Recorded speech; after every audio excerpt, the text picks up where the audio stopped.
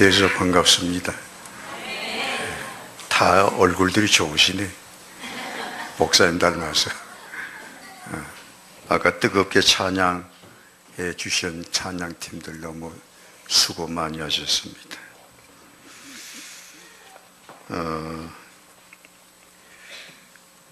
지금 10월 참 10월 어느 날에라는 노래도 있잖아요.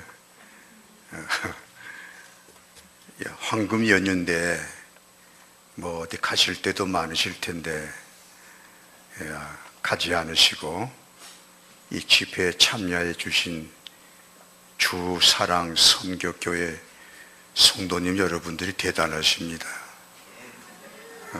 여행 못 가시고 쉬지 못하셔서 아쉬운 면이 있지만 영적인 은혜의 순례의 시간이 될 줄로 믿습니다.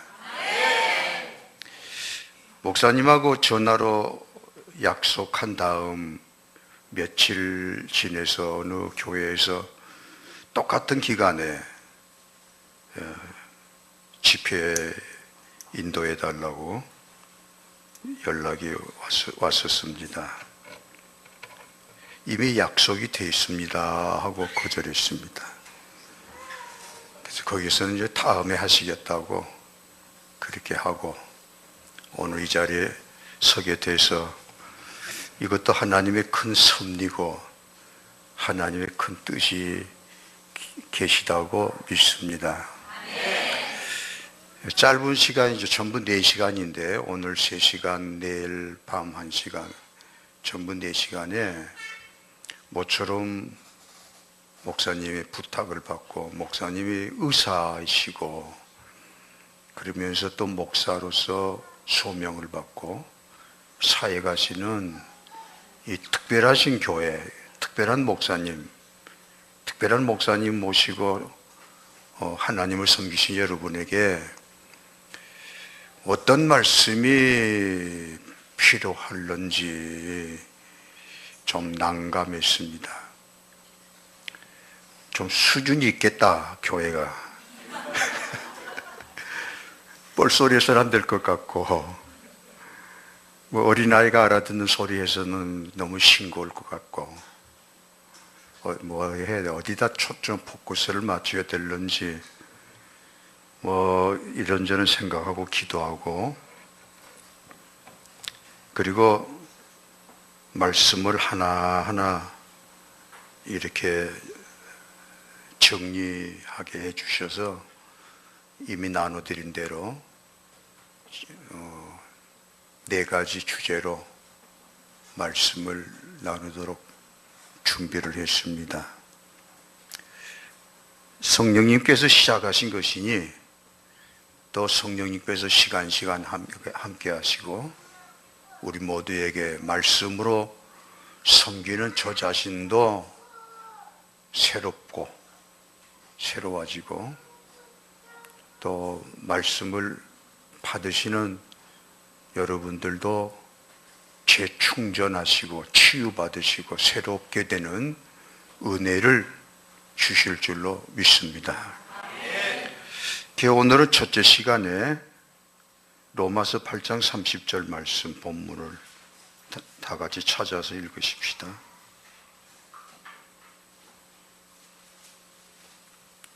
로마서 8장 30절.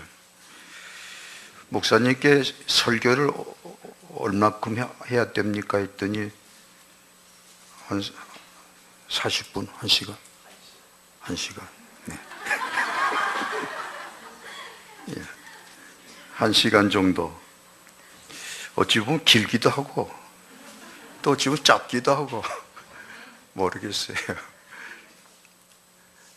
다 주어진 일정들이 있기 때문에 또 그 일정에 맞춰서 해야 되겠죠.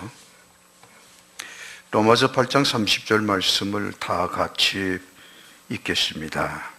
미리 정하신 그들을 또한 부르시고 그들을 또한 다시고 의롭다 하신 그들을 또한 영화롭게 하셨느니라. 한 번 더 보실까요? 또 미리 정하신 그들을 부르신 그들을 또한 의롭다 하시고 우리 다 친구들을 또한 영화롭게 하셨느니라. 아멘. 이 본문 말씀을 가지고 나는 참으로 은혜를 받은 자인가 라는 제목으로 말씀을 나누겠습니다. 말씀 제목이 엄청난 도발적인 도전적인 질문입니다. 나는 참으로 은혜를 받은 자인가? 우선 저를 향해서 다시 한번 이 말씀 앞에 저 자신을 세워보는 것입니다. 과연 하나님께서 나를 어떻게 보실까? 물론 끝날에 하나님 앞에 가면 다 드러나지만 그때 드러나면 너무 늦잖아요. 여기서 이 땅에 있을 동안에 하나님의 말씀이라는 거울, 하나님의 말씀이라는 측정기가 있기 때문에 이 말씀이 비추어서 영과 혼과 관절과 골수를 쪼개는 말씀 앞에 내 실체를 여러분은 과연 나는 목사고 뭐 대단한 사역을 했다고 하는 사람이지만 그럼에도 불구하고 왜냐하면 사역을 많이 했다고 해서 구원받은 거 아니니까요. 좀 이상한 말 같지만 성경의 제일 무서운 말씀이 저는 마태복음 7장 21절 22절이라고 봐요. 마태복음 7장 21절은 주여 주여 하는 자마다 다 천국에 들어가는 게 아니라고 하셨기 때문에 엄청난 말씀입니다. 주여 주여 하는 자, 주여 하는 자마다 주의 이름을 부르는 자마다 구원을 얻으리라고 하셨는데 또 주님은 주여 주여 하는 자마다 다 천국에 들어가지 못한다 하셨으니까요. 그리고 계속해서 바로 이어서 주의 이름으로 선지자 노릇하고 귀신을 쫓아내고 능력을 행했다. 그러니까 엄청나게 사역을 많이 했다는 거예요. 이 땅에서. 그런 자들이 주님 앞에 서서 당연히 주님은 알아주실 줄 알았는데 나는 너를 도무지 못한다. 불법을 행한 자들아 나를 떠나라. 그런 자들이 많으리라 하셨어요. 적은 게 아니라. 그러니까 이 마태복음 7장 22절 말씀에 보면 이건 대상이 바로 저 같은 사람이거든요. 주의 이름으로 선지자 노릇했잖아요. 말씀을 전해요. 그리고 귀신도 쫓아내고 능력도 행했고. 그래서 자가 어찌됐든지 큰 교회가 됐고. 그런데 아니다. 참 무서운 말씀입니다. 때문에 오늘 질문은 여러분을 괴롭게 하려고 하는 질문이 아니고 우리 아버지 되신 하나님 앞에 내 모습을 한번 점검해보자. 기쁜 마음으로, 그러나 정직한 마음으로. 또 적당히 넘어가면 안 되잖아. 이 문제만큼은. 우리 목사님이 의사시니까 의사로서 정직하셔야 되잖아요. 찾아오는 고객들에 대해서, 환자들에 대해서. 마찬가지다. 내가 과연 은혜 받았나, 구원 받았나, 이 문제만큼은 얼렁뚱땅 넘어가면 안 됩니다. 얼렁뚱땅 넘어가면 큰 죄입니다. 누가 됐든지. 그래서 첫 번째 주제를 이 엄청난 도발적인 제목으로 오늘 우리 앞에 한번 우리 모두 다 하나님의 말씀 앞에 서 보십시다. 그래서 여지없이 나를 들춰내서 모든 계급장 떼고 말이죠. 목사란 계급, 집사란, 장로란, 권사란 그런 계급 다 떼어내고 하나님 앞에서만 벌거벗은 몸으로 과연 내가 하나님 보시기에 정말 은혜 받은 자인가, 구원 받은 자인가, 이 근원적인 나의 정체성에 대해서 점검해 보도록 하겠습니다. 물어보십시다. 뭐 말도 안 되는 질문입니다. 나는 뭐 두말할 것도 없이 분명히 은혜 받았습니다 하시면 크게 아멘 하세요. 그렇게 자신 있으실까? 앞에 내 이야기를 했는데 그렇게도 자신들이 만만하실까? 그래, 그러기를 바랍니다.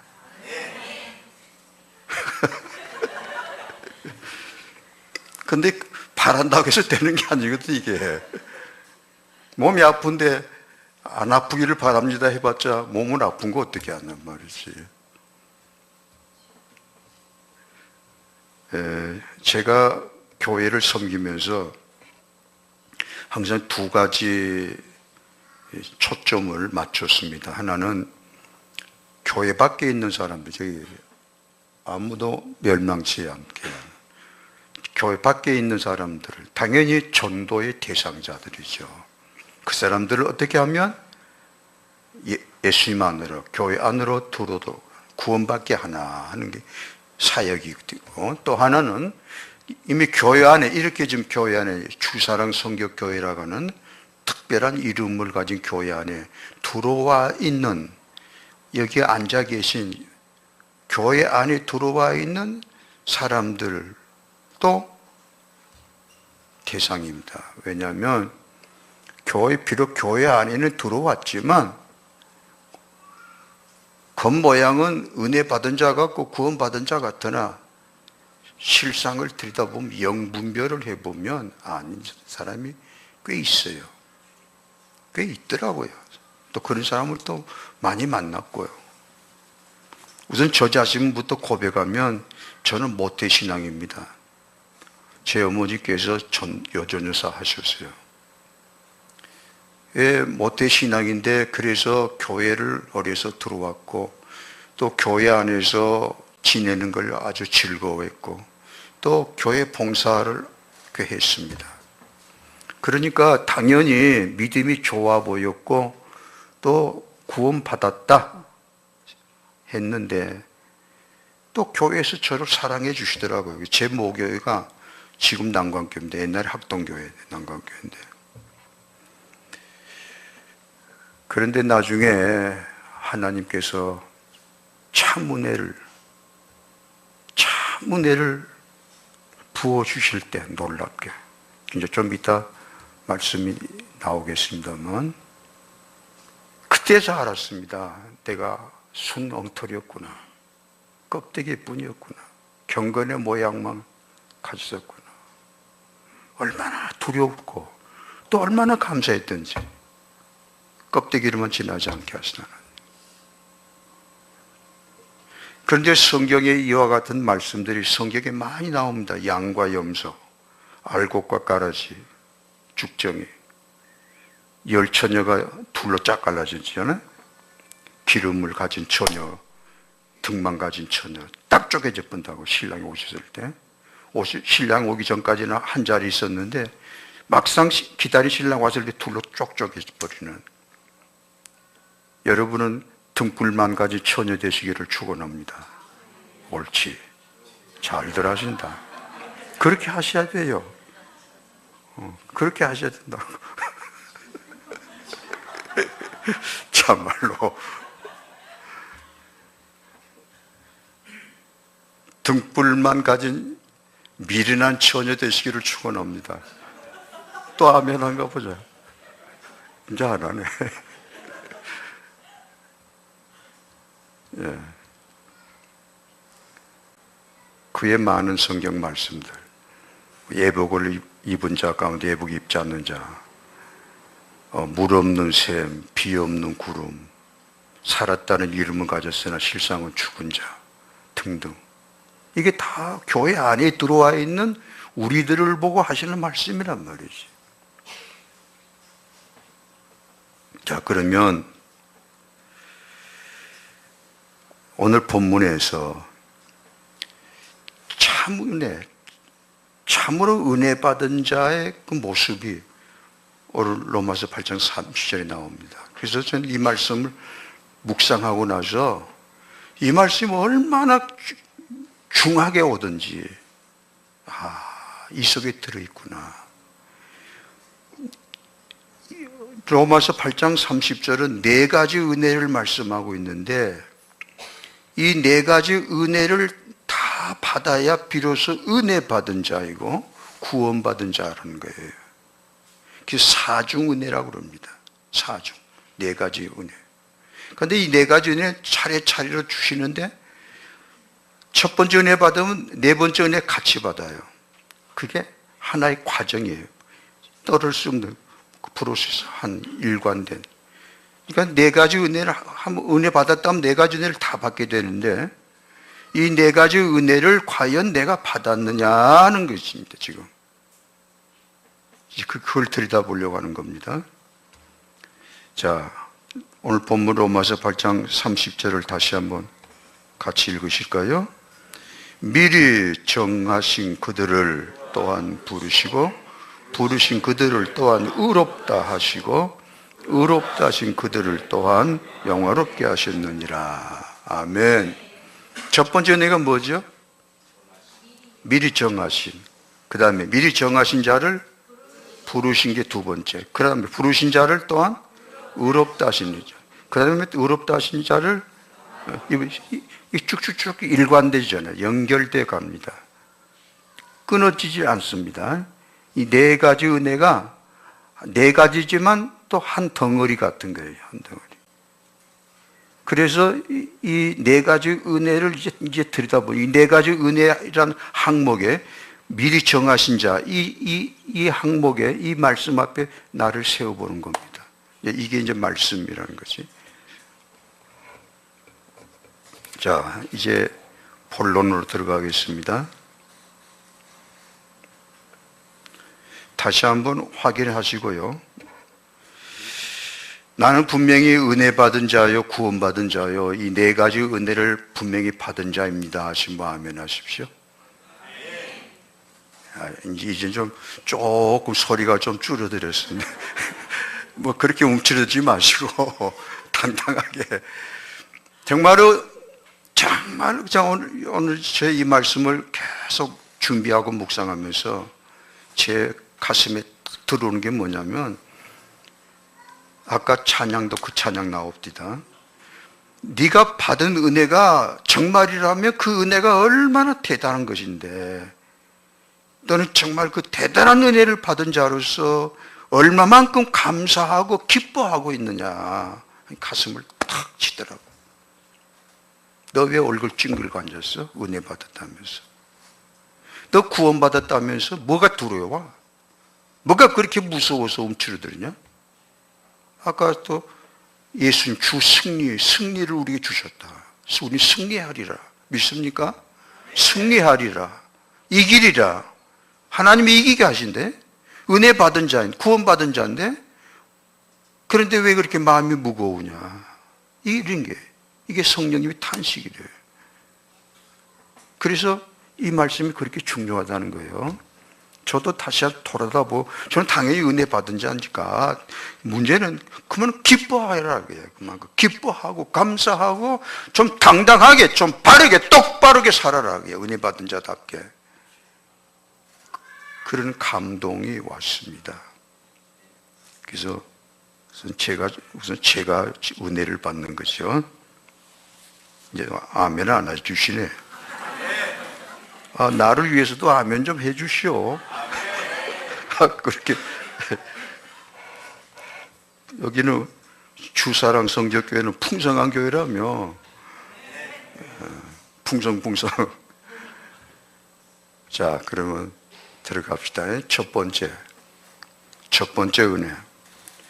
은혜의 단계라고 할 수도 있죠. 구원의 단계. 첫 번째 단계, 첫 번째 은혜. 미리 정하신 자라고 되어 있습니다. 성경에 이 미리 정하신 자를 미리 아시는 자, 또 택정, 애정 이런 여러 용어를 씁니다. 성경에요. 성경 구절들이 많이 있는데 그냥 일러만 드릴게요. 시간이 1시간에 딱 맞춰야 되니까. 왜 웃으시오 그게? 1시간에 맞춰야 되니까. 성경 구절을요, 대표적인 게 로마서 9장 11절, 15절, 16절. 로마서 9장, 10장, 11절, 11장, 3장, 장장 3장이 바로 하나님의 택정에 대한 논입니다. 예배서 1장 3절로 11절까지 4번 나옵니다. 미리 정하신 자, 택정된 자, 애정된 자 한꺼번에요. 예배서 1장 3절로 11절. 이 예배서 1장 이 말씀을 꼭 같이 읽고 싶은데 넘어갑니다. 집에서 읽으십시오. 야매도 안 읽어요. 그 다음에 요한복음 15장 16절 19절, 베드로전서 1장 2절. 특별히 예배서 1장 4절에 창세전에 우리를 택정하사라는 엄청난 말이 나옵니다. 창세전에 나를 택정하사 하나님. 이 세상 짓기 전에 벌써 나를, 김 목사님을, 문 목사님을, 박 집사님을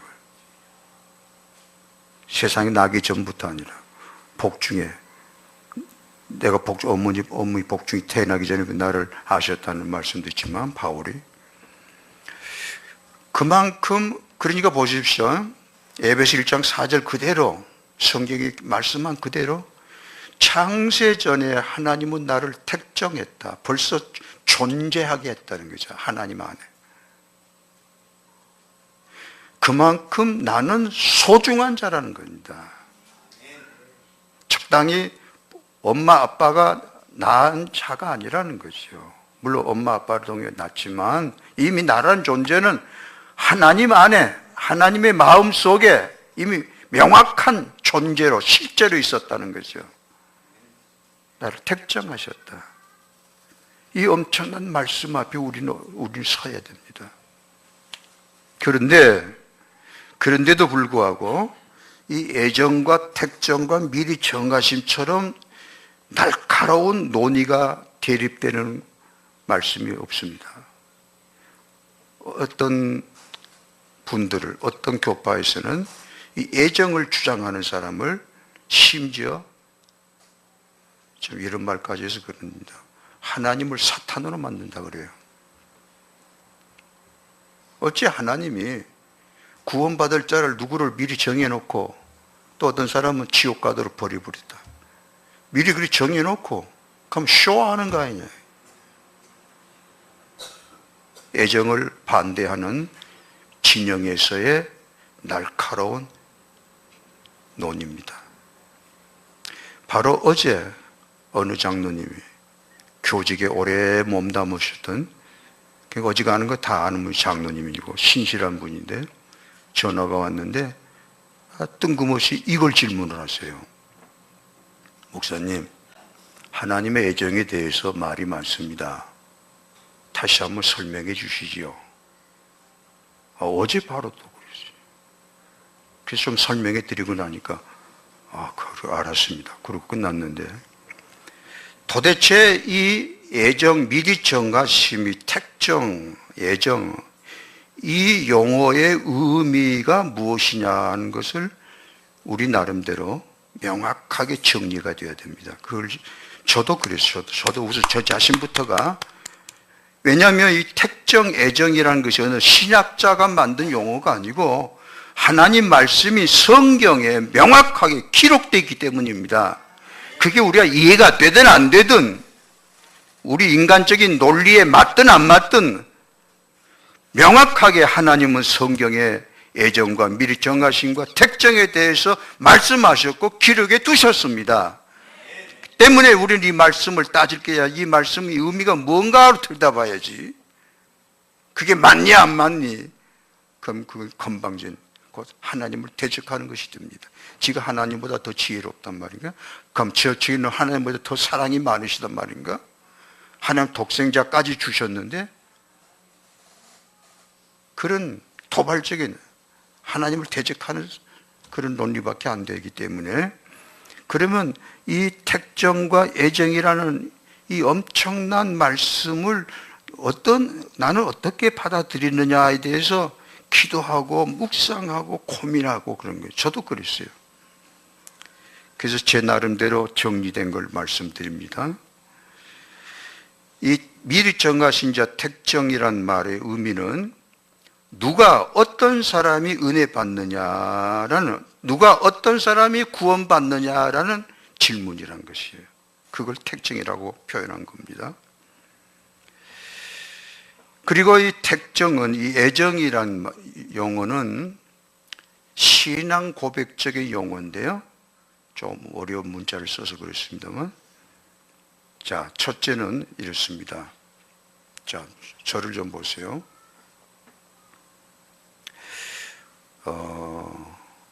저에게 사람들이 가끔 질문해요. 목사님은 어떻게 은혜 받았나요? 그래요. 제가 은혜 받은 것처럼 보이니까 그런가 봐요. 목사님 마음이 나시죠? 감사합니다. 역시 목사님 다르시네. 네.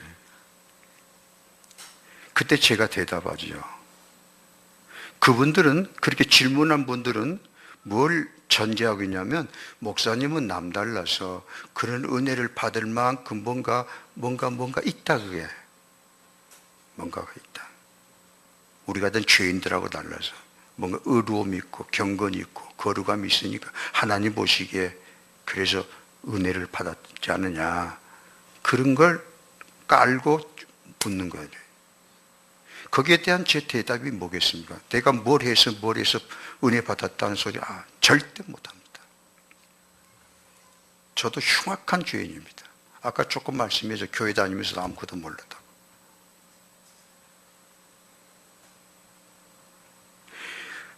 진정으로 은혜 받은 사람들을 붙잡고, 저도 그 부분이 제일 신기하고 감사하기 때문에 좀 성도들을 만나면 좀 은혜 받은 사람처럼 보이는 사람이 있어요. 그런 사람은 꼭 이걸 질문합니다. 형제는, 자매는 언제 은혜 받으셨어요? 가장 깊은 것, 가장 아픈 걸 꼭 질문합니다. 진짜 은혜 받은 사람처럼 보이는 자에게 말이요. 그러면 대부분이 대답을 안 하려고 하는데, 조금 말씀 좀 해보십시오. 내가 목사님 만나서 오늘 처음 만났지만 내가 목사님 그랬거든요. 목사님은 간증이 많은 분 같습니다. 내가 그랬어요. 그렇죠. 그 말이 좋은 말이지. 그 은혜 받았다는 소리거든요. 내가 볼 때. 그러면 대부분이 눈물을 뚝뚝 흘려요. 자기가 은혜 받은 그때의 모습이 생각나니까.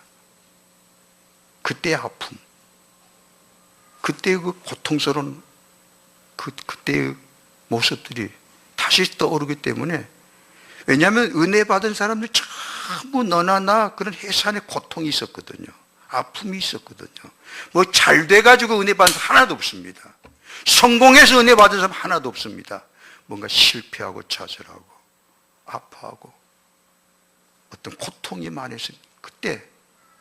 그러니까 내가 은혜 받으면 아무것도 없었다는 거죠. 그 대표적인 사람이 바로 바울 아닙니까? 바울이 언제 은혜 받았습니까? 다메섹 도상으로 가다. 다메섹도 뭐 하러 갔어요? 교회를 박해하려고, 성도를 잡아 죽이려고 그런 악심을 품고 갔잖아요. 그런 바울에게 부활해서 예수님이 나타나서 은혜를 부어주셨는지 바울이 얼마나 놀랐겠습니까? 나는 죄인 중에 괴수요, 회방자의 포행자의 핍박자였노라고 팍 울잖아요. 나는 은혜 받을 만한 사람 절대 아니라는 거죠, 바울이. 그런데 사도행 9장 15절에 보면 그런 바울을 하나님이 내가 택정한 그릇이다 하고까지 말씀. 할렐루야. 그런 바울을 하나님이 택정해 두셨대요. 바울은 그걸 모르고 예수 그리스도를 대적했지만. 그러니까 바울의 모습대로라면 벼락을 쳐 죽여야 되죠. 벼락 맞아 죽어야죠. 하나님 진노를 받아 죽어야 됩니다. 저도 하나님의 거룩함에 비추면 저도 죽어야 될 사람입니다. 죽어야 될 인간이 죄인입니다. 그런데 왜 은혜를 받았나? 아니, 그것이 바로 하나님의 하나님이 하신 거라. 하나님이 하신 거라. 하나님이 내게 은혜 주시려고 하셨기 때문에 하나님의 마음이라, 하나님의 뜻이라, 하나님의 의지라. 아멘을 왜 안 하실까? 하나님께서 나 같은 죄인을, 이 티끌만도 못한 죄인을 향하여 하나님의 계획을 하셨다는 게, 은혜를 주오리라. 저에게 은혜를 부어주리라. 그 은혜가 얼마나 엄청난 은혜인데 은혜를 부어주리라. 나를, 내 죄를 보지 아니하시고 내 악함을 생각지 아니하시고, 그럼에도 불구하고 다 아시지만 그래서 은혜를 받았다. 하나님께서 그걸, 하나님의 택정, 하나님의 의지, 나를 구원하시기로 하신 하나님의 의지, 결심, 그걸 미리 정하신 택정, 애정이라고 표현한 것입니다. 찬양입니다. 할렐루야! 생각해 보십시오. 하나님이 천지 만물이 많은 인생들 중에 가장 약하고 갓난한 자, 문제 많은 자, 부끄러운 사람, 실패자, 악한 죄인, 나를 어떻게 보셨느냐 그것이요. 나를 향해서 하나님의 엄청난 마음, 그게 택정이라는 것이고, 그 다음에 두 번째 택정의 의미는, 때문에 은혜의 세계, 은혜 앞에, 구원 앞에서는 인간의 자랑이 전부 꺾어지는, 인간이 자랑할 수 없는, 그러니까 다른 건 다 인간이 자기 의지로, 자기 지혜로, 자기 머리로, 자기 노력으로 뭘 이루어갈 수 있기 때문에, 이게 내가 했다, 열심히 아시안게임에서 금메달 따는 선수들이 다 그러잖아요. 대단한 사람들이죠. 인간의 노력으로 뭔가 성취할 수 있고 되는 세계지만, 이 하나님의 은혜 안에서는 인간의 어떤 자랑도 통하지 않는 세계, 자랑할 수 없는 세계, 오직 하나님이 주셔야만 되는 은혜, 하나님이 주시지 않으면 될 수 없는 절대적 100% 하나님 은혜로만 되는 세계가 바로 구원의 세계다. 인간의 자랑이 통하지 않는, 내가 의롭기 때문에. 그럴 때 다른 종교도 다 여기서 끊어지는 거예요. 인간이 의로 구원받을 수 없어. 율법으로는 다 죄인이기 때문에. 바로 그런 의미에서 택정이다.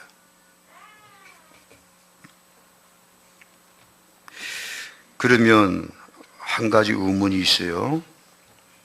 그럼 전도도 필요 없네. 더구나 우리 교회는 주사랑 선교교회, 선교가 사명인데, 그러면 하나님이 다 택정해 놓으셨으면 가만 놔두면 또 될 거 아닌가? 그런 의문, 전도도 필요 없고 선교도 필요 없지 않느냐, 그런 또 반론이 나와요. 그런데 하나님이 다 거기에 대한 대답하셨어요. 고린도전서 1장 21절에 보면 따라서 전도에 미련한 전도로 택한 자들을 구원하기로 작정하셨다. 그러니까 선교와 전도는 하나님이 부르시는 방편입니다. 그래서 하나님은 나가서 전해라, 복음을 전해라, 듣든지 안 듣든지 전해라. 듣는 자 중에서 받아들이는 자가 있을 것이다. 이것이 바로 선교고 전도입니다. 그래서 바울이 보냄을 받은 자라고 그런 거예요. 나는 이방인의 사도다, 그걸 자랑한다 한 것입니다. 여러분이 교회 이름이 주사랑 선교교회라는 것은 참 자랑스러운 이름입니다. 하나님의 마음에 합당한, 하나님 중심에 딱 들어맞는 아주 아름다운 이름입니다. 주 사랑한다고 고백하고 있지, 선교한다고 고백하는 교회지. 좋은 건 다 가졌다. 좋은 교회. 형제자매 여러분, 하나님이 보내신 대로 복음을 들고 나가시기를 축원합니다. 그래야 택정받은 사람이 돌아오게 돼요. 그게 하나님의 마음이에요. 네가 전하지 않으면 어찌할 것이냐, 어찌할 것이냐. 아무도 멸망치 않게 원하시 하나님 마음. 자, 그 다음 두 번째 은혜입니다. 자, 한 가지 조금 확인하고요. 여러분 분명히 나도 창세전에 택정받은 사람입니다 하시면 기쁘게 아멘 하십시다. 그걸 어떻게 알 수 있어요? 그래서 여기 앉아 있잖아요. 이렇게 쉽게 분별하면 돼요. 그래서 따라서 그래서 택정받았기에 여기 앉아 있잖아요. 말씀 듣고 있잖아요. 할렐루야. 그렇습니다. 지금 여러분 여기 앉아 있는 것이 엄청난 의미가 있는 것입니다. 특별한 것입니다. 하나님이 기뻐하십니다. 두 번째 은혜는 순서대로 미리 정하신 자를 어떻게 하신다고요? 부르시는 은혜입니다. 성도를 가르쳐서 성경에 부르심 받은 자라고 표현이 많이 나옵니다. 교회란 이름 자체가 에클레시아란 건데, 그래서 언어는 헬라어는 교회란 부분에 에클레시아라고 다 써졌어요. 헬라어는. 그걸 영어로는 처치라고, 우리말로 교회라고 번역이 된 거고, 그 원어는 에클레시아인데 이거 부름받은 자라는 뜻입니다. 세상에서 부름받은 자, 하나님 앞으로 나오도록 부름받은 자. 그러니까 성도란 어떤 사람이냐면 부르심 받은 자의 은혜를 입은 사람이 성도입니다. 성경 구절을 말씀드리죠.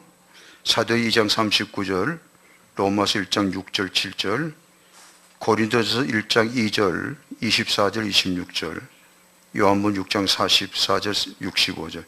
이 고린도서 1장 2절만 한번 찾아보십시다. 다 같이 찾아보시죠. 로마서 다음에 고린도전서 1장 2절. 로마서 바로 뒤에요. 자, 읽으실까요? 고린도에 있는 하나님의 교회 곧 그리스도 예수 안에서 거룩하여지고 성도라 부르심을 받은 자들과 또 각처에서 우리 주 곧 그들과 우리의 주 대신 예수 그리스도 이름을 부르는 모든 자들에게 하나님 아버지와 예수 그리스도에서 은혜와 평강이 있기를 원하노라. 성도라 부르심을 받은 자들, 고린도에 있어, 고린도에 사는 사람들 중에 하나님이 따로 불러내시는 사람도 있다고요. 할렐루야. 이 강주에 살고 있는 사람들 중에서 하나님이 당신의 백성으로 부르심을 불러내시는 사람들이 따로 있다. 그게 성도라, 그게 교회라는 뜻입니다.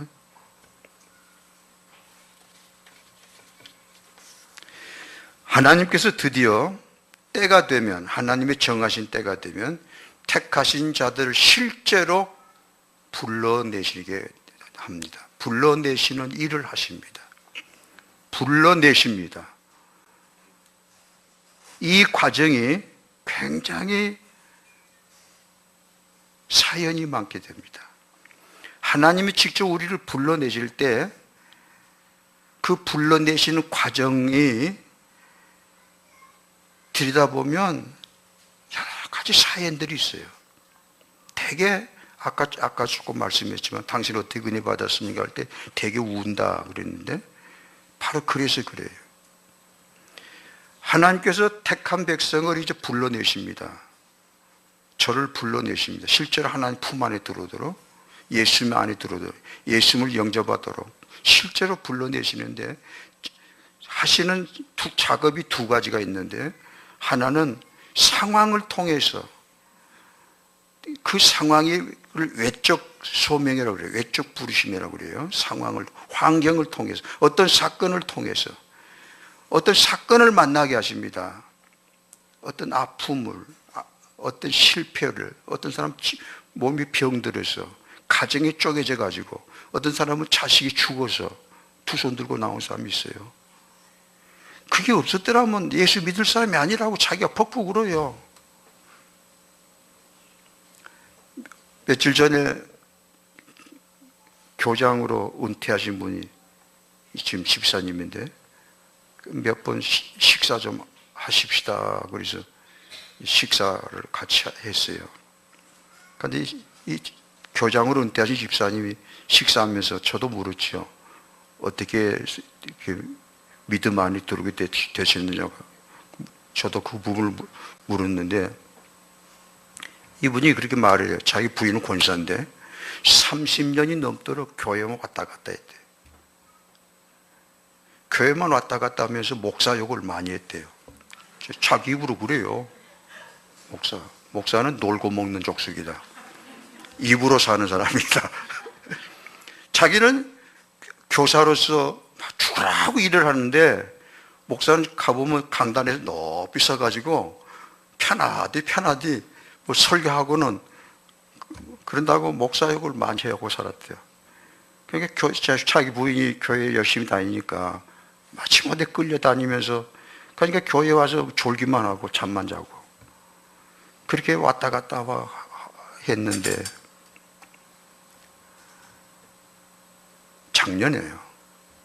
작년에 그렇게 건강한 사람이 산에 등산 잘하고 자기 관리를 철저하게 한 사람, 교장이니까 그러지 않겠어요? 그만큼 된 사람이니까. 그렇게 자기 건강 관리를 한 사람인데 작년에 뻥 쓰러져 버렸어요. 내가 터져본 겁니다. 내일 병원에 실려갔어요. 병상에 누워있을 때 제일 첫 번째 떠오른 생각이 뭐냐니까 그분이 하는 말이에요. 하나님 잘못했습니다. 그리고 입에서 나온 말이 자기도 모르게 하나님 살려주시면 잘 믿겠습니다. 누가 그렇게 그런 소리를 하게 만들었겠어요? 그러면서 퍽퍽 울었대요. 하나님 한 번만 살려주십시오. 내가 잘 믿겠습니다. 회개했다는 거죠. 어찌됐을까요? 더 건져내신 거지 않았냐. 그러니까 저하고 식사도 했지요. 그런데 약간 흔적이 있더라고요. 겉으로 보기에는 아무렇지 않은데 약간 흔적이. 그러면서 하는 말이요. 예배 드릴 때마다 눈물이 난대요. 찬양을 하고 목사님 설교 말씀을 들으면 자기 이야기한 것 같아서 눈물이 나고 제자반 훈련을 받는데 교장으로 은퇴한 사람은 제자반 훈련 받겠습니까? 젊은 사람들은 제자반 훈련 받으면서 3번이나 울었다고 그래요. 지금은 목사 욕 할까요? 안 할까요? 이제 하는 말이 그래요. 목사님처럼 그 목사직처럼 목사 그 일처럼 힘든 게 없겠다. 와서 들이다 보니까 참 피곤한 일이다. 힘든 일이구나. 왜? 사람을 상대하고 그러니까. 이분이 어떻게 하나님 앞에 나왔냐고요. 멀쩡했을 때는 안 나왔다고. 지가 건강할 때는 안 나왔다고요. 잘 나갔을 때는 안 나왔다고요. 하나님이 부르신 게 다른 방법을 꺾어버리는 거예요. 파세요. 확 꺾어버려요. 그러면 안 되거든요. 제가 만난 사람 중에 은혜 받은 사람 중에 100 중에 100은 전부 다 그랬어요. 하나님이 손대셔야 돼요. 그럼 인간들이 교만해서 안 돼. 고개를 안 숙여 하나님 앞에. 별별 일들이 많아요. 시간이 없으니까 넘어가죠. 분명히 여기 앉아 계신 여러분도 그 어떤 사연을 통해서, 아픔을 통해서, 어떤 사건을 통해서 두 손 들고 하나님 앞에 나오게 되신 줄로 믿습니다. 정말 그런 다 사연이 있어요. 눈물이 있어요. 저도 그랬거든요. 어째 사진을 자꾸 찍으십니까? 겁나게. 예, 괜찮아요. 알아서 하십시오.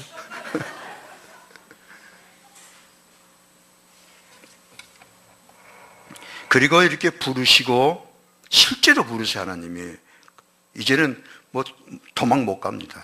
다 도망 다니고 막 별 사람 다 있더라고요. 왜 그렇게 알고 도망 다니는데 억세게 뭐 고집을 피우고요.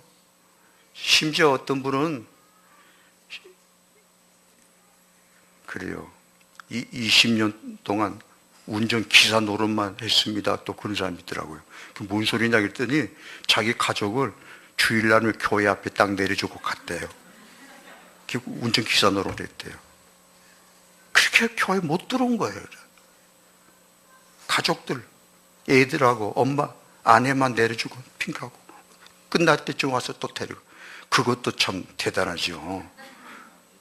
20년 동안 그렇게 살았는데 목사님 제가 손 들고 왔습니다. 푹푹 울어요. 세련문답 때. 주가 울으라고 해서 울겠습니까? 그러면서 친척 들어올 것인데 이래 전부 다 그래요. 친척 하나님 앞에 나왔어야 할 텐데 헛살았습니다. 이렇게 실제로 하나님이 손을 대시고 불러내십니다. 실제 그런 거 아무도 그래서 거역할 수 없는 부르심이라는 용어를 써요. 신앙 용어로 부르심을. 하나님이 부르시는데 거역을 못해요. 이제는 거역하면 죽여서라도 불러내거든요.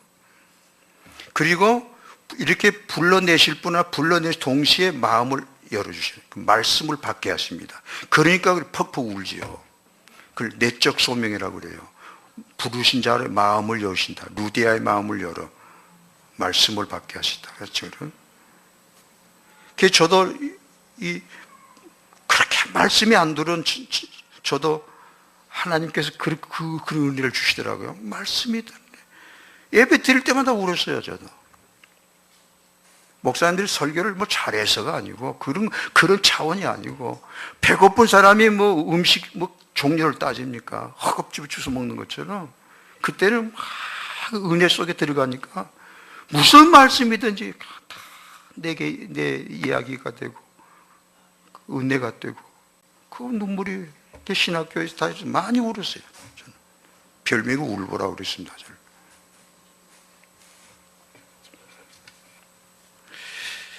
어떤 분이 그래요. 목사님, 하나님이 나를 택정하시는지도 잘 모르겠고요. 하나님이 나를 부르셨는지도 잘 모르겠어요. 솔직히 말해서. 부르신 것 같기도 하고 어쩔 때는 안 부르신 것 같기도 하고 헷갈립니다. 그런 분이 계시면 아멘 하세요. 여기는 한 분도 없네. 그분이 얼마나 고민이 됐든지 그 이야기를 내게 와서 하더라고요. 그래서 마음이 좀 아팠습니다. 그런데 그게 좋아 보이더라고요. 그런 고민을 해야지. 내가 정말로 택함 받았을까? 이거 얼마나 엄청난 질문입니까? 내가 정말 부르심 받았을까? 정말 하나님 나를 사랑하실까? 그 질문이거든요. 그래서 그런 질문을 받고 마음이 안쓰러웠습니다. 그리고 성령께서 주신 대답을 했죠. 예, 간단하게 알 수 있습니다. 그러니까 반가워서 어떻게 하면 확실히 알 수 있나요? 예, 아주 쉽습니다. 그럼 그 방법을 가르쳐 주십시오. 그래서 가르쳐 줬는데 어떠세요? 여러분도 듣고 싶으세요? 네. 어렵지가 않아요. 정말 알고 싶으세요? 네. 예. 그러시면 간단하게 시험할 수 있습니다. 내일부터 교회 나오지 마십시오. 내일 모레 주일부터 주사랑 성격교회 나오지 마십시오. 그리고 여러분 하고 싶은 대로 하세요. 무등산에 등산 가고 싶으면 가시고 알아서 하세요. 편하시더라고요. 그러면 그리하면 바로 알 수 있습니다. 꼭 하십시오. 다음 주에 절대 교회 나오지 마시고 이 문제를 확실히 해야 될 거 아닙니까? 뜨겁지도 않고 차지도 않게 미지근하게 왔다 갔다 하면 하겠습니까? 믿으려면 화끈하게 믿든지 아니면 부르시게 잘라내든지 그래야지 오정쩡하게 이렇게 피곤하게 맞잖아요. 재미도 없고. 그러니까 딱 부러지게 확실히 하십시다. 택함 받았는지 과연 내가 하나님의 부르심을 받았는지 확실히 알고 싶다. 예. 그래서 다음 주부터 나오지 말라게. 목사님이 전화를 하도 나오지 말고 사모님이 찾아와도 만나지 마시고 절대 교회 나오지 딱 끊어 따라하세요. 예수님 이번 집회에 제가 참석해서 은혜를 많이 받았습니다. 좋은 말씀 많이 받았는데요, 교회 나오지 말라고 했습니다. 그래서 나 이제부터 안 나가려합니다. 하나님 알아서 하십시오. 하나님께서 대답을 해 주셔야잖아요. 하나님 대답해 주십시오. 저는 안 믿으랍니다. 이제 교회 그만둘랍니다. 그럼 하나님이 대답하십니다. 대답하십니다. 보여주십니다. 꼭 그렇게 하시기 바랍니다. 꼭 그렇게 하시기 바랍니다. 그런데 하나님이 어떻게 대답하신지에 대해서 책임은 내가 안 지겠습니다. 그건 하나님이 알아서 하실 일이니까 거기까지는 내가 책임질 영역이 아닙니다. 한 가지 분명히 대답할 수 있는 것은 하나님이 대답을 하시는데 가만 안 두실 겁니다. 혼나게 하실 것입니다. 정신 번쩍 나게 하실 겁니다. 그러니까 한번 맛을 보십시오. 왜요? 하나님은 나를 진정 사랑하시기 때문입니다. 절대 내버려 두지 않습니다. 세 번째 은혜입니다. 이렇게 미리 정하신 자를 부르시고 그 다음에 부르신 자들을 어떻게 하십니까? 의롭다 하심이라는 겁니다. 이게 바로 이 세 번째 은혜, 의롭다 하심이 하나님의 은혜의 알맹입니다. 핵심입니다. 여기에 하나님이 나를 들어가 가시려고, 이 세 번째 은혜를 주시려고 하나님은 그토록 나를 택정하시고 그리고 때가 되어 불러내신 겁니다. 이 은혜 안에 들어요. 이 의롭다 하심의 은혜가 은혜의 알맹이고 은혜의 핵심입니다. 이 의롭다 하심의 은혜를 받아야 비로소 은혜 받은 자라고 할 수 있고 구원받은 자라고 할 수 있게 됩니다. 그러니까 택정받은 자, 미리 부르심 받은 자까지는 누구나 올 수 있다 하지만 세 번째 은혜, 의롭다 하심의 은혜를 받았느냐 안 받았느냐, 이것이 결정적인 것이니까 여기에서 내 정체가 드러납니다. 비로소 이제 내 실체가 드러납니다. 보십시오. 그럼 의롭다 하심의 은혜라는 게 어떤 은혜냐면 성경에 여러 가지 용어를 씁니다. 죄사함, 속죄, 구속, 화목, 속량, 이런 등등의 용어를 씁니다. 의롭다 하심의 용어가요. 다시 말씀드리죠. 죄사함, 속죄, 구속, 따라하세요. 속량, 대속, 화목. 이게 다 의롭다 하심의 은혜를 표현한 용어들입니다. 이게 같은 겁니다. 성경 구절입니다.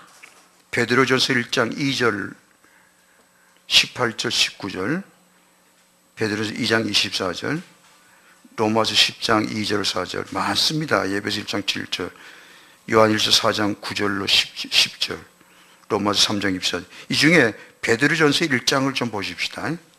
이제 다 같이 찾으세요. 베드로전서 1장 377페이지, 페이지가 맞는가 모르겠습니다만 다 같이 찾아보세요.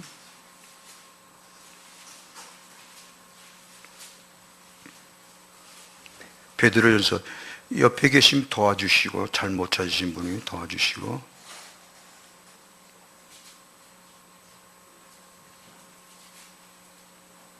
자, 찾으셨습니까? 베드로전서 1장입니다. 자, 2절.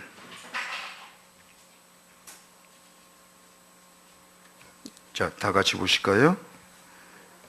곧 하나님 아버지의 미리 아심을, 여기 미리 아심 나오잖아요. 예, 미리 아심을 따라 성령이 거룩하게 하심으로 순종 그리스도의 핏뿌림을 얻기 위하여 택하심을 받은 자에게 편지하노니 은혜와 평강이 너희에게 더욱 많은. 이 베드로 사도도 미리 아심, 택정이라는 용어로 쓰시잖아요. 근데 이 사람들을 하나님 미리 왜 정하시고 택정하셨느냐, 그리고 불러내시는데 뭘 얻기 위해서라고 하시죠? 예수 그리스도의 핏뿌림을 얻게 하려고 택정하고 부르셨다. 예수 그리스도의 핏뿌림, 이게 의롭다 하심이에요. 이 부분이. 거기에 줄을 치셔야 돼요. 예수 그리스도 예수 그리스도가 이 땅에 오셔서 십자가에 못 박히시고 피를 흘리신 이 은혜를, 이 예수 핏뿌림을 내게 주시려고 하나님 엄청난 일이죠. 나 같은 죄인 하나를 위해서 하나님 이걸 주시려고, 예수님의 핏뿌림을 주시려고 예수님을 세상에 보내셨고 독생자를 보내셨고 십자가 죽게 하셨구나. 할렐루야. 그리고 쭉 내려가서 18절. 자, 읽으실까요? 너희가 알거니와 너희 조상이 물려준 헛된 행실이 대속함을 받은 것은 은이나 금같이 없어질 것으로 한 것이 아니고 19절 오직 흠없고 점없는 어린 양 같은 그리스도의 보배로운 피로 된 것이니라. 할렐루야. 너희 조상은 유전된 헛된 행실, 이전성기 망령된 행실이었어요. 죄에서 곧 죄에서 나를 구원해 주시기 위해서 예수님이 피를 흘리셨다. 아까 우리 찬양팀이 보혈 찬양에서 참 제가 좋았습니다.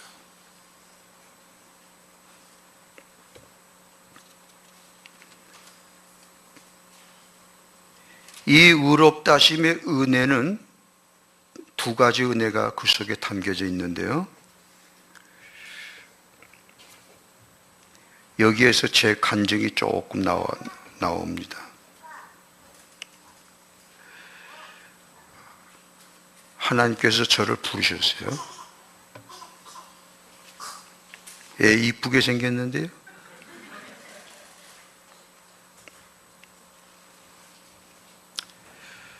저를 부르시고 하나님께서 저에게 은혜를 주시는데 갑자기요, 눈이 열리면서 지금까지 내가 살아온 세월들, 그 고비고비마다 걸음마다 내가 어떻게 살아왔는지 그걸 쫙 펼쳐 보여주시는데 웬일입니까? 왜 그렇게 추악하게 살았죠? 왜 그렇게 악하게 살았습니까? 어찌 그렇게 더럽게 살았냐고요? 그게 세세하게 드러나는 거예요. 이렇게 제가 설명을 다 못하겠습니다만 비유를 들면요, 거짓말 하나 하죠. 거짓말이 무슨 큰 죄입니까? 그런데 하나님은 어떻게 회개시키시냐면 그 거짓말 하나 한 것이 문제가 아니고 그 거짓말 하나가 어디에서 나왔느냐, 그 뿌리 덩어리를 드러내 주시는 거예요. 제가 어제 토랑 캤거든요. 아니, 정말 캤습니다. 그 토란 덩어리가 있더라고요. 처음으로 해봤어요. 현역 때는 뭐 그런 짓도 안 했는데. 이렇게 하나님이 저를 회개시키시는데, 그렇게 거짓말 하나만 보면 회개가 안 나와요. 근데 하나님이 거짓말이 어디서 나왔느냐, 그 뿌리, 덩어리를 들춰보게 하시는데, 그게 못 견디겠더라고요. 얼마나 더러운지 악한지 어떻게 울었는지 모릅니다. 맨날 며칠을 밤낮 울었어요. 밥 먹다가도 밖에서 울고, 길 걸어가다가도 울고. 하나님께서 이 의롭다 하심의 은혜를 주신 사람은요, 누구나 다 이렇게 자기 자신을 보고 통회하게 됩니다. 한 사람의 예를 들게요. 아주 고약한 남편이에요. 그런데 대학원 나왔고 우리나라의 큰 건설회사의 간부입니다. 현장 소장하는 사람인데, 그러니까 인간적으로 대단하죠. 그런데 이 사람이 어디서 악하냐면, 주로 현장에 있기 때문에 현장 책임자로 집에는 보통 보름에 한 번씩 옵니다.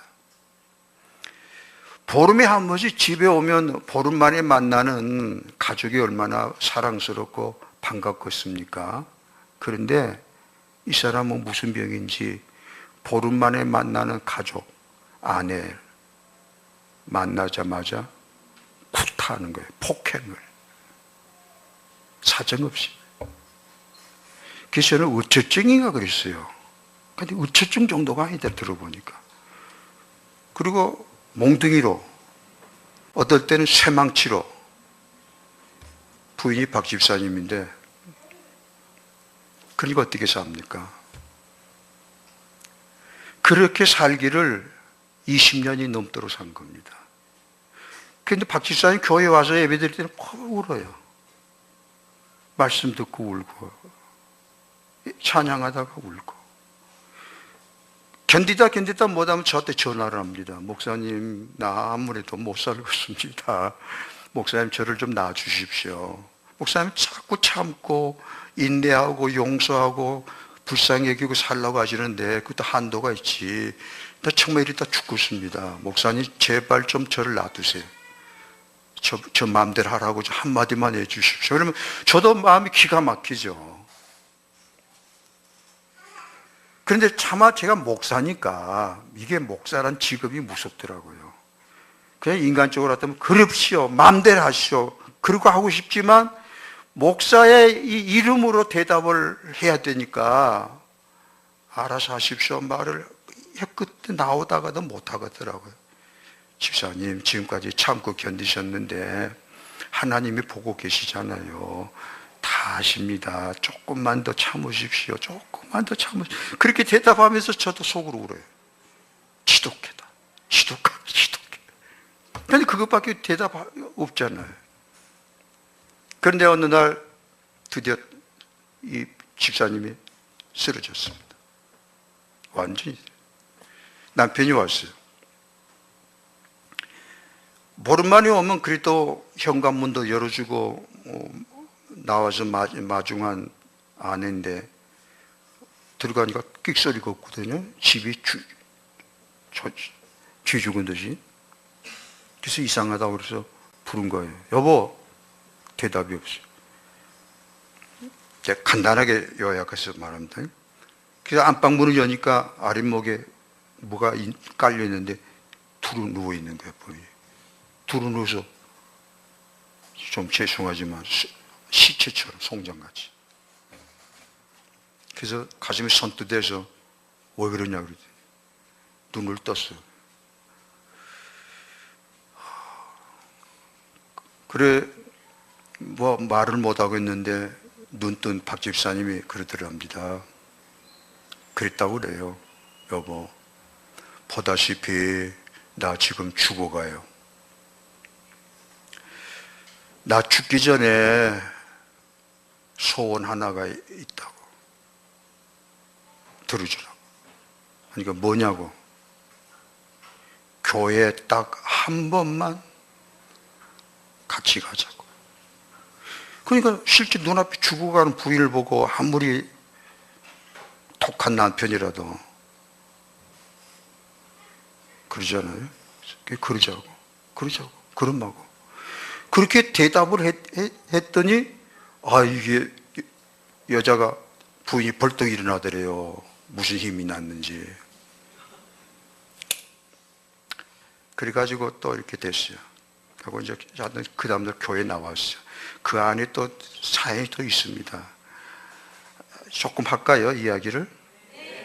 시간이 다 갔는데.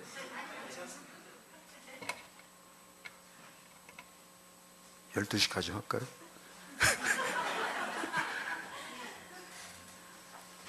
그래서 집사님이 원 그렇게 힘이 났대요. 남편이 이제 교회 한번 가주겠다고 하니까 힘이 나서 반찬 준비하고 이제 그 다음에 이제 주일날 아침이 돼서 또 부지런히 아침 식사 준비를 하고 다 식탁에 음식 차려놓고 자기 남편을 부른 거예요. 식사하라고 하자고. 여보 대답이 없어. 이상하다. 방에 들어가 방에는 없어. 손뜻 하죠. 어찌됐지 현관에 나가본가. 현관에 신발도 없지. 그러면 그렇지. 비글이 쓰러져 버립니다. 내가 무슨 좋은 꼴을 보리라고. 그러면 그렇지. 도망가 버렸구나. 주일 아침에 도망가 본 거예요. 없어져 본 거예요. 뻑뻑뻑뻑 기어서 안방으로 들어와서 또 퍽퍽 눈물을 쏟고 있는데 하나님이 원망스럽고 누가 현관문을 열고 들어들어요. 누구요? 나요. 소리가 반갑더래요. 어디 갔다 오요? 준비하고 왔구만. 뭔 너무 준비? 오늘 교회 가기로 안 했는가? 목욕하고 이발하고 왔구만.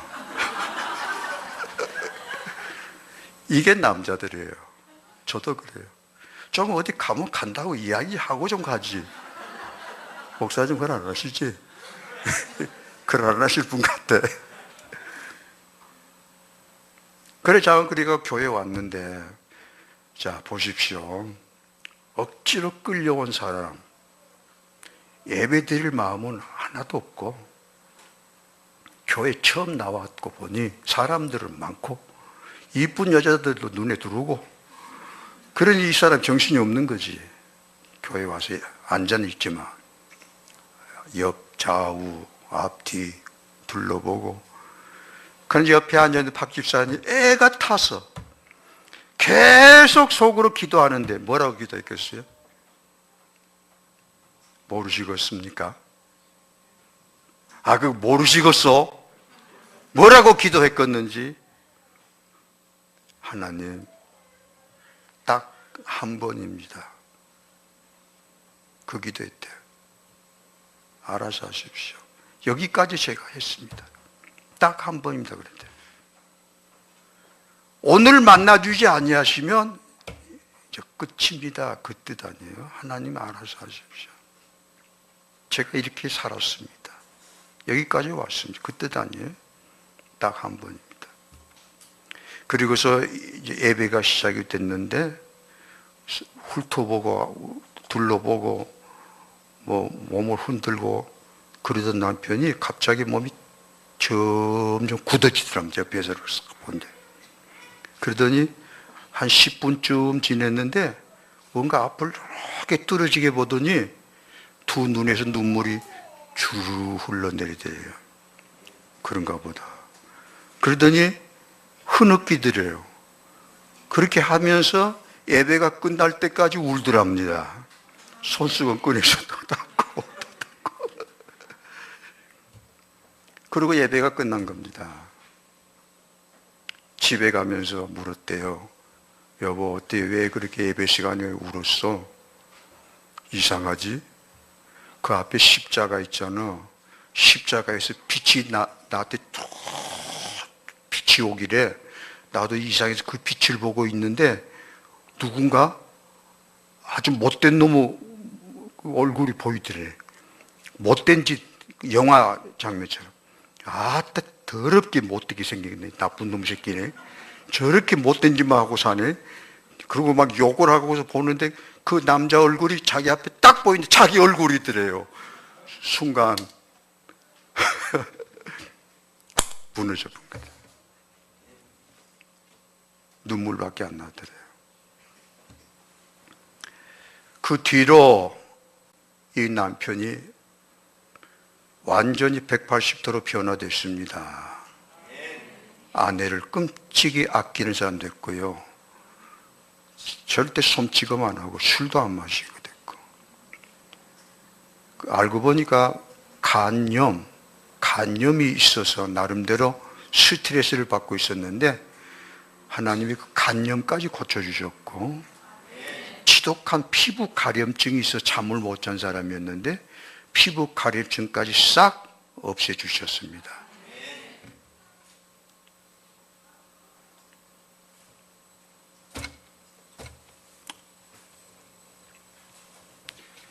우리 하나님의 은혜가 놀랍습니다. 이렇게 회개하게 하시고 그 다음에 바로 이어서 십자가, 예수님의 보혈을 알게 하시고 믿게 하십니다. 순서가 그렇습니다. 저도 왜 십자가 뭘까? 왜 예수님이 내 죄를 위고 죽으시고 피가 내 죄를 사하시고, 그게 알 수가 없었거든요.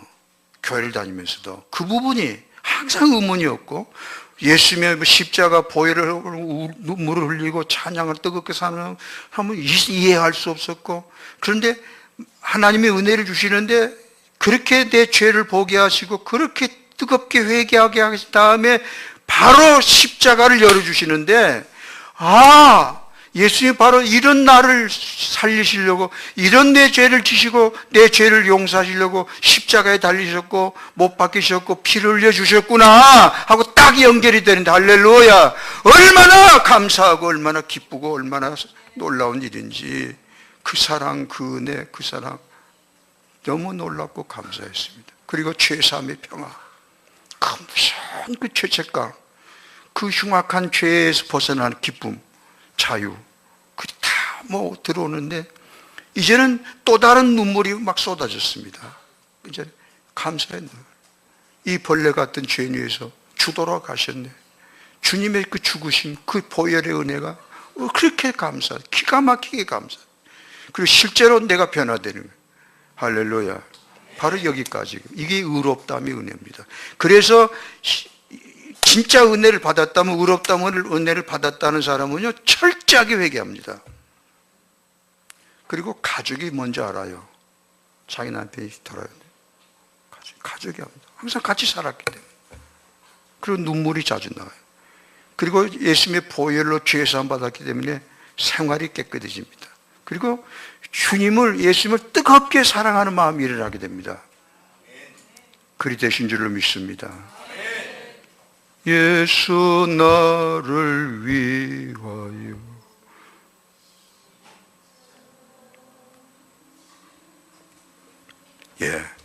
그 찬송을 못 불렀습니다. 예수님 날 위하여, 날 위하여. 나는 죄인으로 살았는데 날 위하여 십자가를 지시고. 할렐루야. 이제 마지막 네 번째 은혜인데요, 미리 정하신 자, 부르신 자를 의롭다 하시고, 그 다음에 의롭다 하신 자를 영화롭게 하시리라. 아니, 성경을 보세요. 영화롭게 하실 것이다. 성경을 보시라니까. 읽으십시오. 로마서 8장 30절.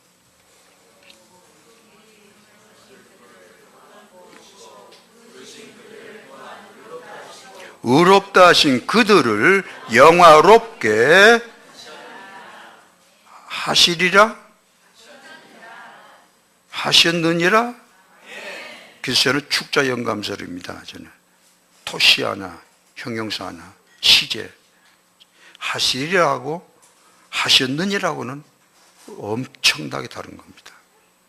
하셨느니라, 현재 이미 성취된 것, 성취 사건입니다.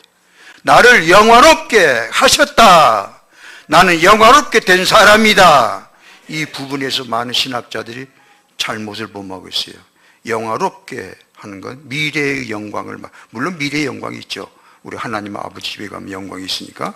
하지만 여기 성경 말씀, 이미 여기서 하나님은 미리 정하신 자를 정하셨고 부르시고 의롭다 하시고, 의롭다 하신 자를 영화롭게 하시리라 가 아니고 하셨다. 이미 영화롭게 됐다. 할렐루야. 하나님은 나를 이미 영화롭게 하셨다. 그 영광이 어느 정도냐. 자, 그래서 간단하게 여기는 마치려고 합니다. 시간이 다 됐어요. 용서하세요. 로마서 3장 23절 찾으세요. 시간이 뭐 가도 이건 해야 돼. 머리가 쪼개져도 읽어야 돼.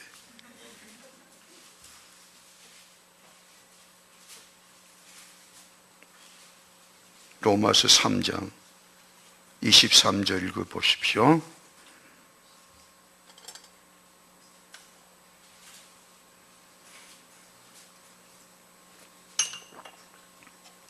찾으셨으면 읽으실까요?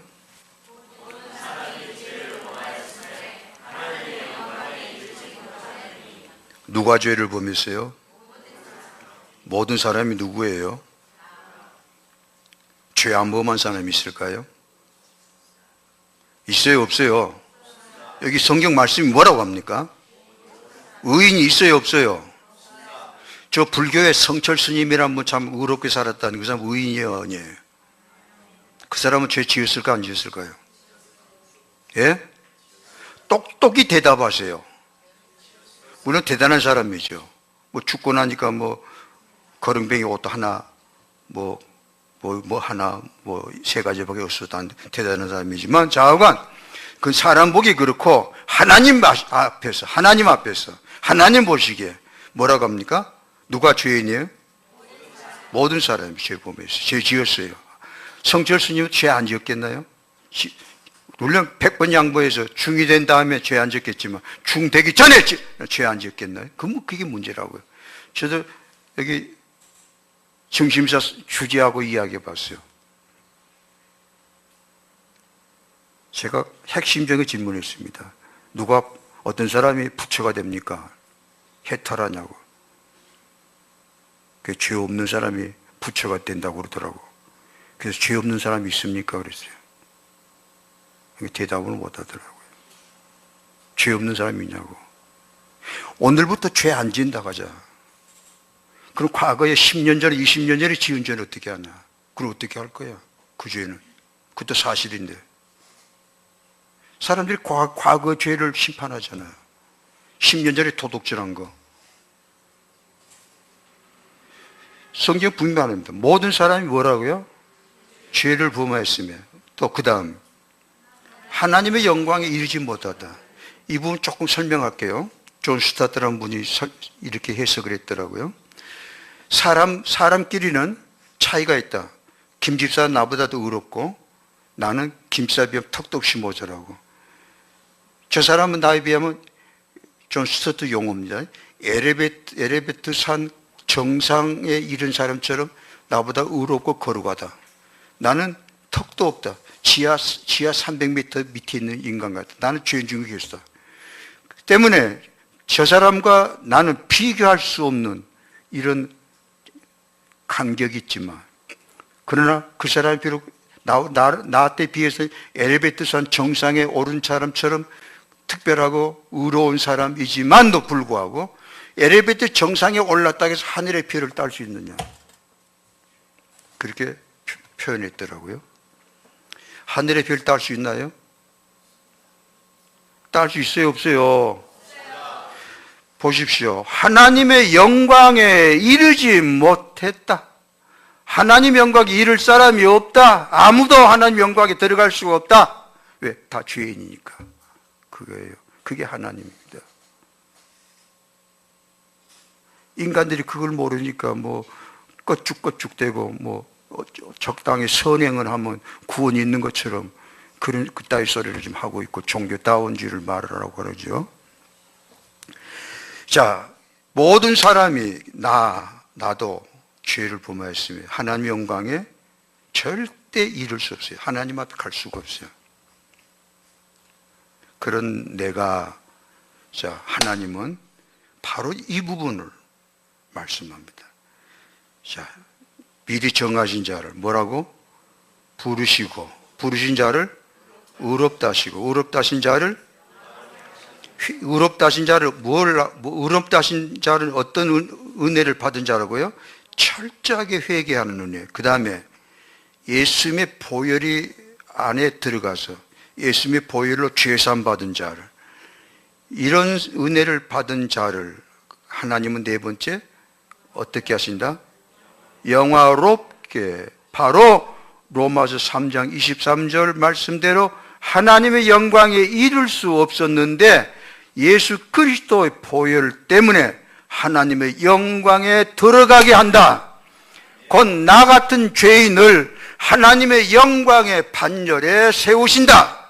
하나님의 영광과 똑같은 영광의 자리에 나를 들어가게 하셨다.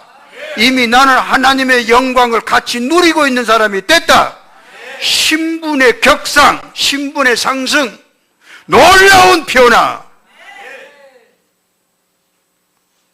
그것이 곧 아들됨입니다. 하나님을 뭐라고 부르죠? 우리는 아버지라고 부르는 것이 그냥 빈말이 아닙니다. 엄청난 사건입니다. 그러니까 아버지가 아닌 사람은 입 다물고, 아버지도 아닌 하나님 어째 아버지라고 불러요? 오늘부터 부르지 말고, 불러봤자 하나님 안 들으시니까. 저를 아빠라고 부르는 사람은 넷밖에 없어요. 가끔 속아지 없는 청년들이 목사님을 아버지로 모시려면 에이 징그럽다. 하나님 함부로 아버지라고 안 합니다. 따라서 너희가 아들인 거로 아버지라 부르느니라. 이 말이 내 입에서 하나님을 아버지라 부르는 이 말이 얼마나 엄청난 것이냐. 이게 바로 영광. 내가 하나님의 아들 된 것. 예수님은 나의 형님. 맏아들. 이게 성경, 얼마나 이게 말씀입니까? 성경 구절에. 요한복음 1장 12절, 갈라디아서 3장 26절, 요한일서 3장 1절, 하나님이 어떤 사랑을 우리에게 주사 우리를 아들이라 일컬음 얻게 하셨는고, 에베소 1장 5절, 로마서 8장 15절, 갈라디아서 입이 아프다. 이 엄청난 단어. 그래서 저는 새벽마다 매일 기도하는데요, 주기도로 갖고 기도합니다. 오늘 새벽에도 마찬가지예요. 주기도 가운데 너희는 이렇게 기도하라. 주기도를 가르쳐 주시잖아요. 그게 이제 기도의 모형인데, 그래서 주기도 갖고 기도를 하셔야 돼요. 제일 첫 구절 뭐죠? 하늘에 계신, 응? 좀 똑똑하게 해보시라고. 똑소리 시작. 그만. 그게 뭔 놈의 소리요? 그게 뭔 소리다냐? 야, 그게 뭔 소리냐? 뭐라고 했냐 너? 너 지금 뭐라고 했냐? 다시 해봐라. 너 뭐라고 방금 주절거렸냐? 다시 해봐요. 해보라니까. 그게 뭔 놈의 소리다냐? 야야야, 방정 맞다. 함부로 그런 소리 하지 마라. 함부로 입에 올리는 소리 아니다. 어떻게 하나님을 아버지라고 부르냐? 이놈아, 이 천보받을 놈아. 이 무식해도 짝이 있어야지. 그런 소리 함부로 하는 거 아니다. 이제 입 다물어라. 그런데 다시 합니다. 시작. 항상 그 앞에 섭니다. 하나님 내 아버지, 내가 누군가, 내 자신을 다시 한번 확인하는 은혜, 나의 존엄함, 나의 부요함. 지금 내 삶 가운데 아픔 있고 눈물 있지만 모든 걸 합력하여 선하게 하신 아버지 사랑 안에 이 고난도 은혜요, 이 아픔도 은혜요, 나를 겸손하게 만드시는, 나를 아들의 형상으로 예수님을 지는 더 닮게 만드시는 아버지 손길로, 할렐루야. 아버지, 나의 아버지.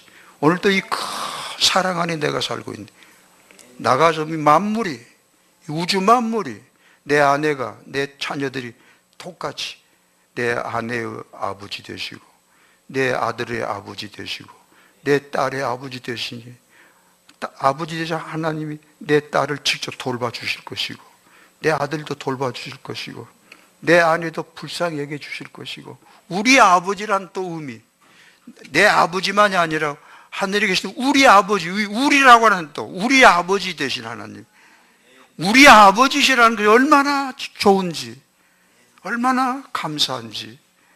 나의 아버지만 되시면 좋겠지만 내 아내의 아버지가 안 되면 얼마나 또 아프겠는지.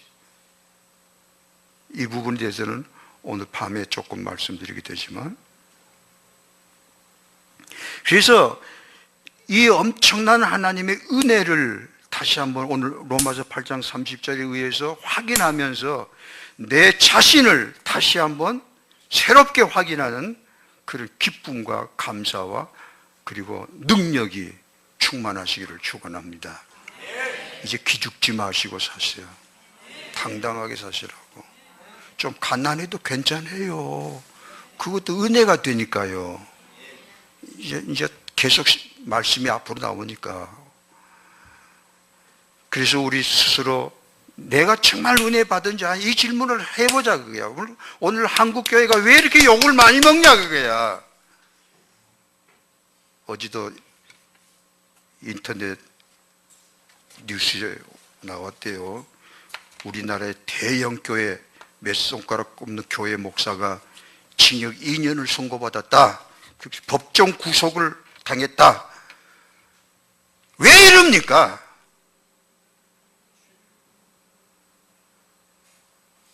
왜 법정 구속을 받냐고.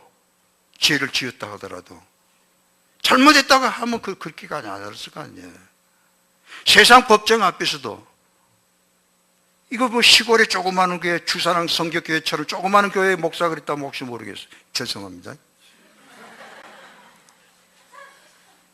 어떤 내놔도 몇만 명 모이는 큰 소리 빵빵 치고 그런 교회 목사가 세상 법정에서 법정 구속을 당했다지. 2년 선고받고 바로 감옥에 들어갔다는 것이. 왜? 회개를 안 하더라고요. 세상 법정의 판사가 보니까 자기 지죄예요. 명백한데도. 도대체 은혜 받았다고 누가 말할 수 있겠느냐. 이 질문을 우리부터 안고, 우리부터, 나부터 이 질문 앞에 끙끙 앓고 좀 아프게 들여다보고 내 자신 한 사람부터 바르게 서는, 새롭게 서는 그런 개혁의 물결이, 교회가 개혁되고 부흥되고 누가 아니라 바로 나부터 시작하는 거라. 작은 나부터 시작하는 걸 하나님이 기뻐하시고 원하십니다. 이 자리에서 사랑하는 형제자매 여러분, 여기에서부터 이 질문 앞에 과연 내가 참으로 은혜 받은 자인가라는 질문 앞에 내 자신을 비춰보고 이 시간에 확신을 가지시고 은혜 받은 자답게 기뻐하고 감사하고 또 하나님 회개하라고 하면 뜨겁게 회개하고 보혈 안에서 일어서고 예수님의 피로 담대해지고 그렇게 사는 생활 되시기를 축원합니다. 기도하십시다.